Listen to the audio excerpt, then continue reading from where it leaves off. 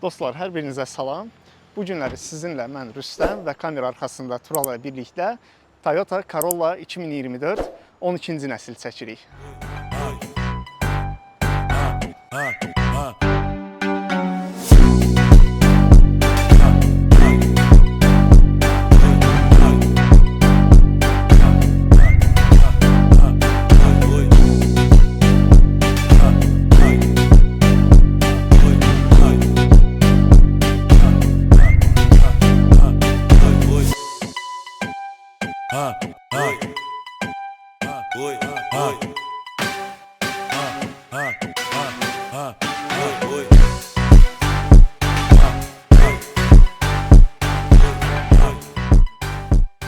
Dostlar, Toyota Corolla bir neçə komplektasiyada Azərbaycan bazarında qavazda çıxa bilər. Bu Pioneer, Elite, bir də ki Prestige komplektasiyalardır. Bir də bunların sport komplektasiyaları, yəni GR versiyaları olur və avtomobilin bir neçə mühərriki ilə rastlaşa bilərsiniz. Bunlar 1.2 litr həcmində turbo mühərrikdir, 1.5 litr həcmində sadə mühərrikdir, bir də ki 1.8 litr həcmində olan hibrid mühərrikdir. Hansı ki 98 at gücündədir və hibrid təchizatı ilə birlikdə 122 at gücü bizə verə bilər. Avtomobilin batareyaları BYD şirkətinin batareyalarıdır və belə deyək sizə Prius'la oxşar sistemdədir. Yəni ki, bu batareyaları siz istəsəz dəyişə bilirsiniz. Ayrı-ayrı hissələrdən ibarətdir. Bir çox insanlar avtomobil araşdıranda birinci onu araşdırırlar ki, batareya ümumi batareyadır. Yəni ki, onun hər hansı bir hissəsi zədələnəndə ümumi dəyişməliyəm, yoxsa bir hissəsini dəyişə bilərəm. Bəli, bu avtomobildə batareyanın bir hissəsini dəyişmək olar. Avtomobilin mühərriki demişkən, gəlin avtomobilin mühərrik xanasına da baxaq. Ona görə bir dənə buradan açım mən onu.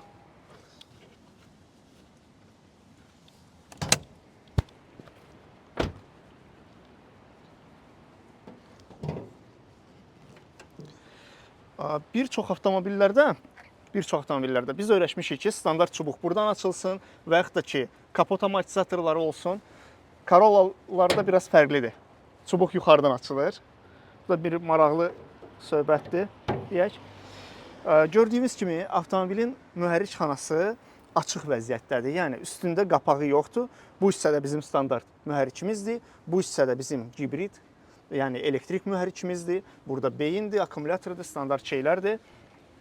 Və ona görə tövsiyəm odur ki, avtomobilin mühərrik xanasını yuduzdurmaq istədiyinizdə çox ehtiyatlı olasınız. Çünki üstü örtülü deyil. Rəsmi, yaxşı detailinglərdə falan yuduzdurasınız. Xarici görünüşündən danışsaq, avtomobilin biz öyrəşmişdik ki, ümumiyyətlə bütün Toyotalarda hibrid avtomobillərdə əsasən də znak göy rəngdə olsun. Yəni hibrid avtomobili znakından tanıyırdıq ki, znak göy rəngdə idisə, kənarları belə kantı göy rəngdə idisə, bilirdik ki, bu hibriddir. Amma bu nəsil Corollalarda biraz fərqlidir. Znak standart qara rəngdədir və hibrid işarəsi keçib bura. Avtomobil artıq bax burada hibrid yazısı ilə təchiz olunub, yəni HEV, yəni hibrid electric vehicle. Daha sonra avtomobilin arxasından danışsaq, arxasında da eyni znak var.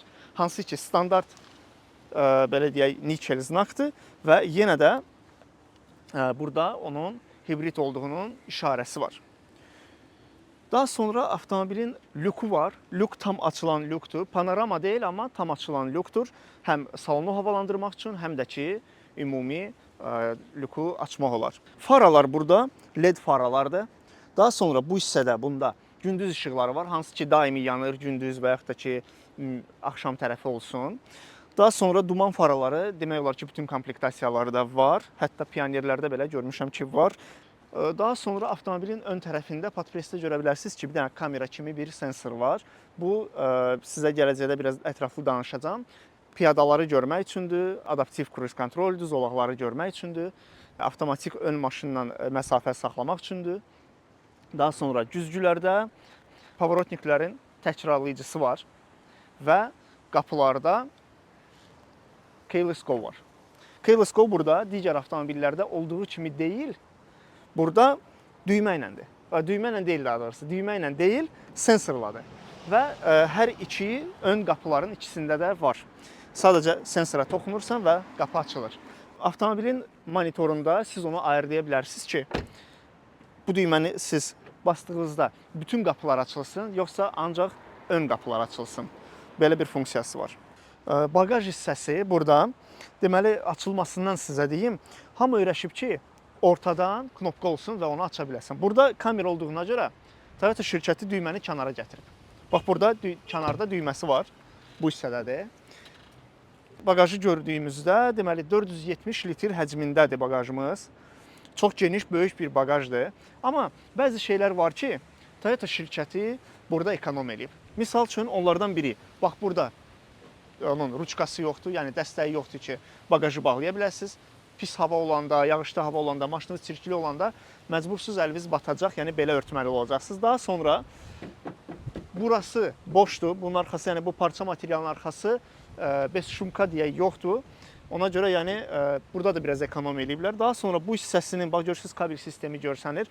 Bunu ümumiyyətlə bütöv bağlamaq kimi bir şey eləməyiblər, amma ayrıca internetdə tapa bilərsiniz. Bunun üçün xüsusi belə necə deyərlər, örtüklər var, belə bağlayırlar, plasmaslar.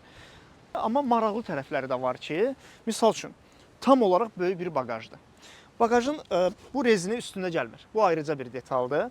Daha sonra, bax belə açdığımızda burada tam rem komplekt var.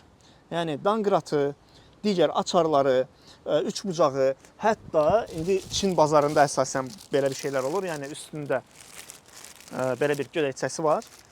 Və bu hissənin lap altında isə zapaska təkərimiz var. Hansı ki, təbii ki, yəni tam əsl disk kimi deyil. Burada sürət həddimiz 70-ə kimidir, yəni tam 100 falan sürmək olmaz ondan. Sadəcə səni pis vəziyyətdən çıxardacaq. Bir də onu qeyd edeyim ki, avtomobilin arxa oturacaqları qatlanmır. Yəni birdən uzun bir əşyalarınız olarsa, salona qədər yerləşdirmək istəsəniz, burada alınmayacaq. Amma 470 litr həcmində bu kimi, bu klas avtomobildə olması yenə də yaxşı bir üstünlükdür. Belə, keçək avtomobilimizin salon hissəsinə. Deməli, dostlar, avtomobilin salonu haqqında danışsaq, salon kifayət qədər geniş, ön tərəfi desək, yəni kifayət qədər genişdir, rahatdır, multi-sükan sistemi var. Burada bir yeri var. Misal üçün, önə, arxaya, yuxarı bir də aşağı hündürlüyünü və dərinliyini dəyişə bilirik. Sürüş rejimləri var. Sürüş rejimləri burada Drive Mode düyməsi ilə dəyişir. Drive modla biz normal, eko, bir də ki, sport rejimlərini dəyişə bilirik. Daha sonra burada bir dənə də düymə var. Adı EV moddur. EV mod tam elektrik rejimdir. Lakin bu elektrik rejim sizə 50 km/saata qədər sürətdə kömək eləyəcək. Yalnız elektriklə işləyəcək maşın. Amma əgər oborotunuz çox yüksək olarsa, yəni ki, sürətlənməniz normadan daha yüksək, misal üçün 2000 oborotdan yuxarı sürsəz, artıq yenə də standart mühərrik qoşulacaq və hibrid sistemində işləyəcək, yəni tam elektrik vəziyyətində işləməyəcək. Daha sonra ortada sürüşmə əleyhinə düymə var. Əl əyləcimiz düymə ilədir, elektrondur və auto hold özəlliyi var burada. Hold yazılıb. Bu düyməni biz Hyundai'larda, Kia'larda, bir çox avtomobillərdə görmüşük və çox maraqlı bir özəllikdir əslində. Niyə? Çünki bu düymə vasitəsilə biz probkalarda əziyyət çəkməyəcəyik.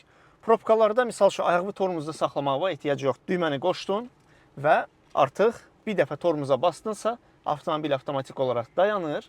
Avtomobillər qabağa getdikdə sən də biraz qaza basaraq avtomatik avtohold sönür və qabağa gedirsən. Sonra yenə tormozu bassan, yenə tormozlu rejimə keçir də, belə deyək, və avtohold özəlliyi yenə qoşulur. Bu probkalarda, özdə əsasən də Bakının probkalarında, özdə 15 sentyabr təzəlicə oldu, yəni məktəblər açılıb, çox köməyimizə olacaq. Cihazlar panelindən danışsaq, cihazlar paneli burada rəqəmsal cihazlar panelidir.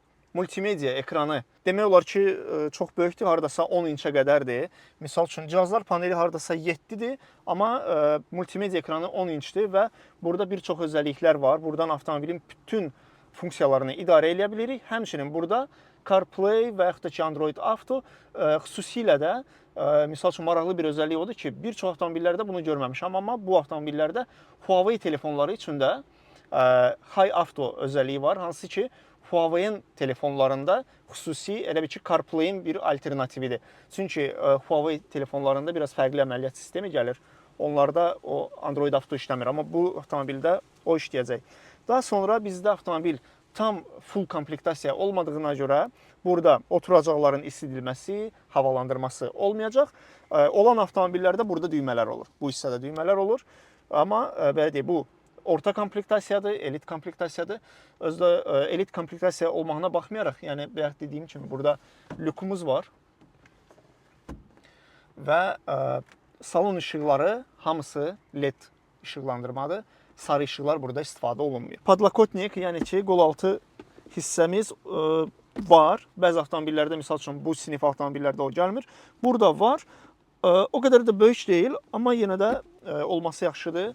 Daha sonra burada bardaçokumuz var. Yəni genişdir, rahatdır.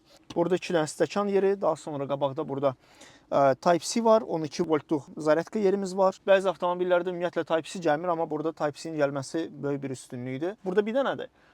Arxada da 2 dənə Type-C portumuz var ki, arxada oturan sərnişinlərimiz də telefonlarını və ya digər cihazlarını zaryadkaya qoya bilsinlər.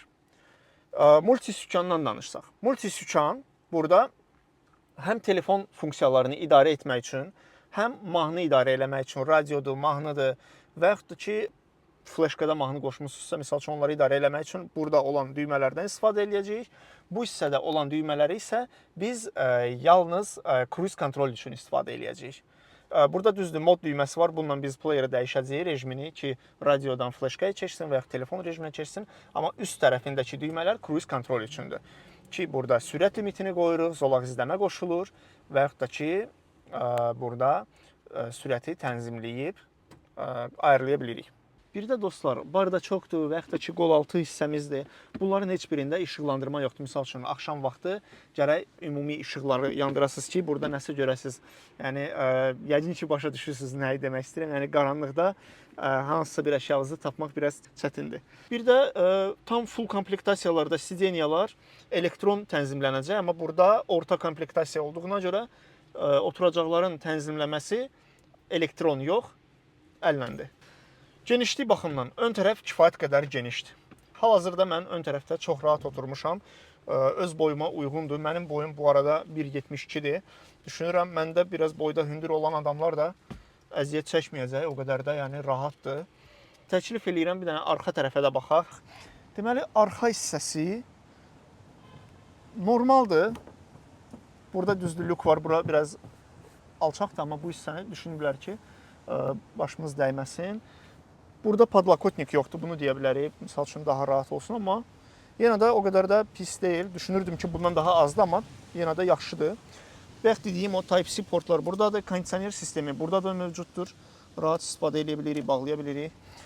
Burada ekonom eləyiblər bu hissədə ki, burada ciblərimiz olmalıydı, yoxdur. Belə, dərin salon gəlir. Orta komplektasiya da belə dərin salondur, yəni rahatdır. İşıqları buradan da özümüz yandırıb söndürə bilirik. Komfort baxımdan pis deyil. Düşünürəm ki, 2 nəfər insan burada çox rahatlıqla oturacaq. Amma 3 nəfər burada sıxlaşıb uzun səfərə getməyə bir o qədər düşünmürəm ki, yəni yaxşı olar, komfort olmaz. Dostlar, keçək avtomobilimizin sürüş testinə. Ona görə birinci həmişəki kimi kəmərimizi taxaq.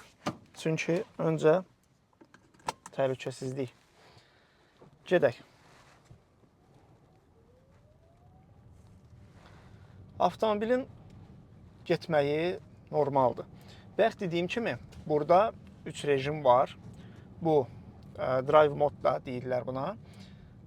Bu, eco rejimdir, standart rejimdir, yəni normal yazılır orada. Bir də power mode var. Power mode sport rejim sayılır.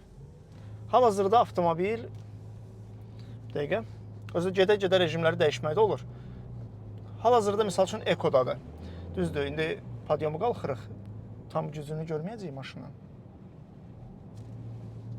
Düz yola keçən kimi sizə danışacağım ki, necə bir effekt verir.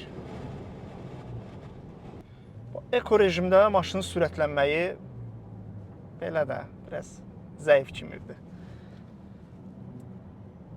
Normal rejimdə artıq daha yaxşıdır. Və keçək power'a. Burada əməlli başlı fərq göstərir. Yəni, maşının sürətlənməyi daha yaxşıdır. İndi çox bərk sürməyək. Şəhər daxilindəyik. Həm də yəs arxadadır. Avtomobilin sürətlənməsi, yəni 0-dan 100-ə sürətlənməsi 11 saniyədir hardasa.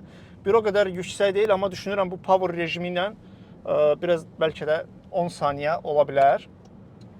Bu rəqəmlər belə bir ekonom sinif üçün ideal rəqəmlərdir. Yəni adətən biznes sedanlarda belə rəqəmlər gəlir, amma bunda belə bir rəqəmlərin olması çox yaxşı. Düşünürəm elə kuzov yüngüldür deyənə belədir. Amma batareyalarda biraz ağırlıq verir, o da var. Batareyalar ağırlıq verir avtomobilimizə.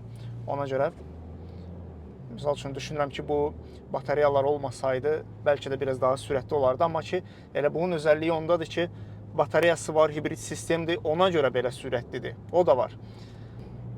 Keçirdək bunu eko rejimə ki, daha rahat gedək. Yoxsa power rejimdə motor daha tez xodlanır və həmişə o səs-küyü var, motorun səs-küyü var. Eko rejimdə daha yaxşıdır. Bir də batareyalardan danışmışkən, batareyalar burada şəhərimizin küçələrində son vaxtlar daha çox gördüyümüz avtomobillərin batareyasıdır. Burada BYD batareyaları istifadə olunur. Hansı ki, artıq bir neçə illərdir ki, Toyota şirkətində bir çox modellərində elə BYD batareyaları istifadə olunur. Soruşsaz ki, bu batareyaları servisi, qulluğu necə olur? Deyərəm ki, çox rahat. Misal üçün, Prius'dakı kimi burada da batareya seksiyalara ayrılıb, yəni bir neçə hissədən ibarətdir və hər hansı bir batareya nasaz olanda, istismar müddəti başa çatdıqda, xarab olanda onu rahatlıqla dəyişə bilərsiniz. Yəni bir hissəsini dəyişirsiniz. Ümumi hardasa 20 dənə hissəsi var. Funksional baxımdan avtomobildə belə deyək, ön tərəfdə kamera olduğuna görə burada adaptiv cruise kontrol var. Hansı ki, həm sürətimizi tənzimləyə bilər, həm zolaq izləmə var burada. Düymə ilə qoşursan işləyir zolaq izləmə. Zolaqdan kənara çıxdıqda bildiriş verir. Həmçinin sükanımıza vibrasiya verir. Daha sonra burada öndə əgər piyadalar keçirsə, piyada keçidindən avtomobil özü bunu başa düşür, informasiya verir onun haqqında, avtomatik tormuz verə bilər. Elektron cihazlar panelində bir çox işarələr çıxır. Misal üçün, hal-hazırda getdiyimiz yolda sürət həddi 60-dır. Avtomobil 60 znakını öndə görüb kamera ilə və cihazlar panelində 60 sürətini sizə göstərəcək. Səs-küylük səviyyəsi o qədər də yüksək deyil. İndi lükumuz açıqdır, lükdən biraz külək səsi gələ bilər, amma çox güclü külək səsi gəlmir.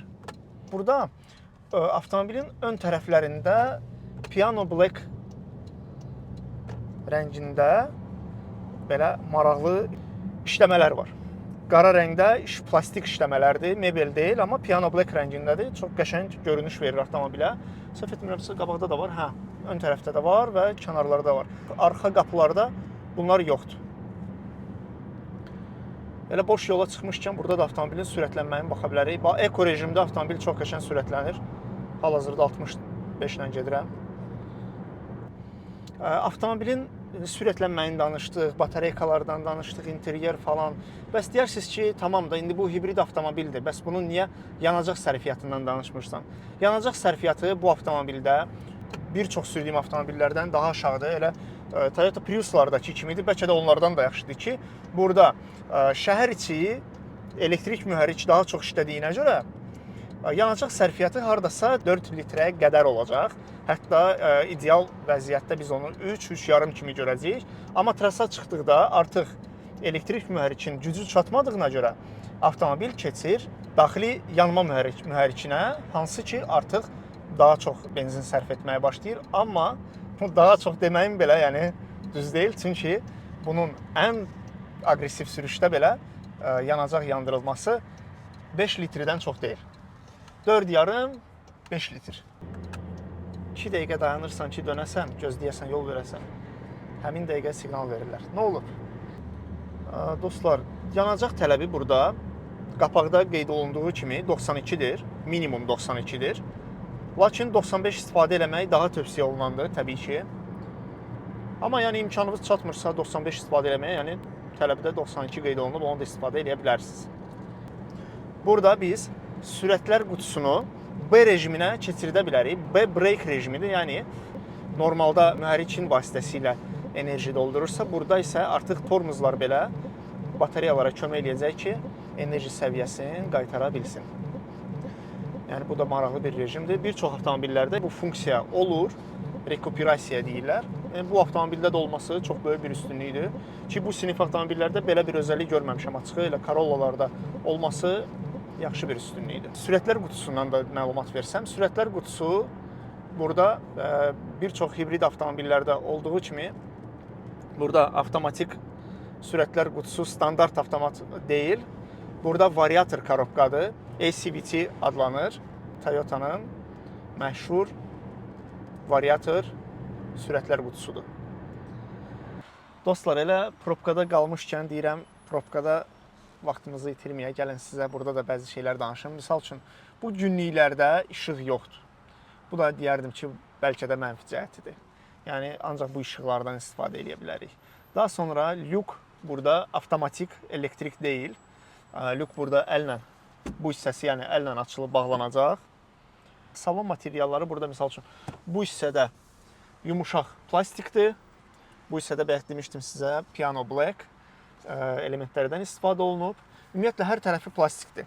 Amma qapının hissələrində, bax bu qapının bu hissələrində koja var ki, əlimizi daim qoyduğumuz yerdə koja olacaq. Aşağı hissələrdə də plasmasdan istifadə olunub. Qiyməti daha münasib eləmək üçün bunu edirlər. Yəni desəz ki, niyə 2025-ci ildə, 21-ci əsrdə Toyota şirkəti belə bir həllər istifadə edir? Təbii ki, yəni bu avtomobilin qiyməti daha ucuz olsun, daha münasib olsun deyənədir. Bir də ümumiyyətlə burada informativ display deyək belə sensordur, amma ki sensordan daha az istifadə eləyək deyə idarə etmə düymələrdəndir. Knopkalar daha rahatdır. Həmçinin yəni belə deyək də sürətlə maşını sürəndə, idarə eləyəndə sensor ekrandan istifadə eləmək o qədər rahat deyil. Düymələr daha yaxşıdır ki, düymələrə öyrəşmişik. Düşünürəm ki, bu avtomobil bir növ universaldır, hamıya uyğundur. İstəyirsən sensor ekran var, istəyirsən düymələr var, istəyirsən koja sükan var, istəyirsən burada adaptiv cruise kontrol. Yəni istənilən bir adamın tələbatına uyğun olaraq deyə bilərəm ki, bir çox funksiyalar burada mövcuddur və hamının tələbatına uyğun ola bilər. Dostlar, bugünkü qısa icmal videomuz sona çatır və burada sizə demək istərdim ki, ümumiyyətlə avtomobili kimə tövsiyə eləyərdim? Bu avtomobil düşünürəm ki, hamı üçün uyğun olur. Həm cavan adam üçün, həm yaşlı insan üçün, şəhər içi maşını sürən adamlar üçün. Hətta deyərdim ki, taksi üçün də uyğundur ki, çox ekonomdur. Düzdür, qiymətinə görə indi çeşidlər də var, amma çox yaxşı seçimdir düşünürəm.